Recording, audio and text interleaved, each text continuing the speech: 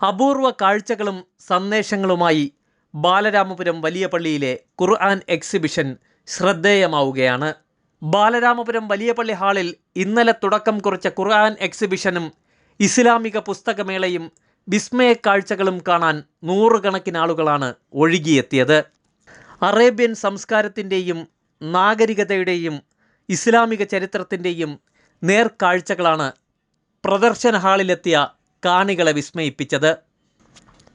ഇസ്ലാമിക ലോകത്തിൻ്റെ അച്ചുതണ്ടായി മുസ്ലിം ലോകം കരുതുന്ന വിശുദ്ധ കഅബയുടെ ഇരുവശങ്ങളിലും അറബ് സംസ്കാരത്തിൻ്റെ അനിഷേധ്യ ചിഹ്നങ്ങളായ കുതിരയും ഒട്ടകവുമാണ് പ്രദർശനം കാണാനെത്തുന്നവരെ വരവേൽക്കുന്നത്.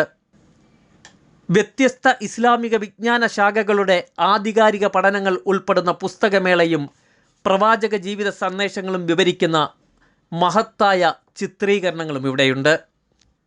കാഴ്ച പരിമിതരുടെ ഖുർആൻ പാരായണം, ബ്രെയിൽ പഠന ഉപകരണങ്ങൾ, വിശുദ്ധ ഖുർആൻ്റെ വിവിധ കാലങ്ങളിൽ അച്ചടിച്ച മാധ്യമങ്ങളായ കല്ലച്ച്, ഫിലിം തുടങ്ങിയ വിവിധ ഭാഷകളിലെ ഖുർആൻ പരിഭാഷകൾ, വ്യത്യസ്ത അളവിലും വലിപ്പത്തിലുമുള്ള ഖുർആനുകൾ, ഇങ്ങനെ നീളുന്നതാണ് ബാലരാമപുരം വലിയ പള്ളിയിലെ വേറിട്ട നബിദിനാചരണ പരിപാടിയിലെ പ്രദർശന വിശേഷങ്ങൾ.